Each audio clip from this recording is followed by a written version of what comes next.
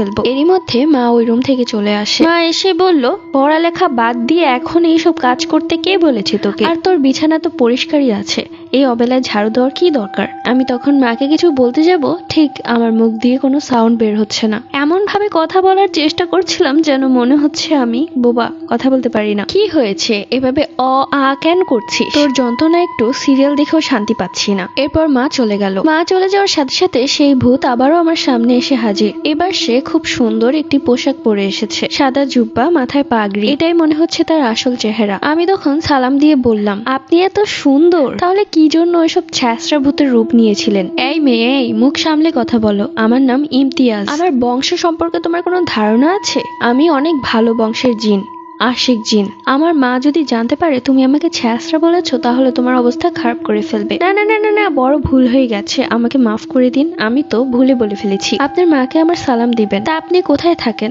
আমাকে এভাবে ভয় দেখাচ্ছিলেন কেন? আমি তো তোমাকে কোনো ভয় দেখাইনি।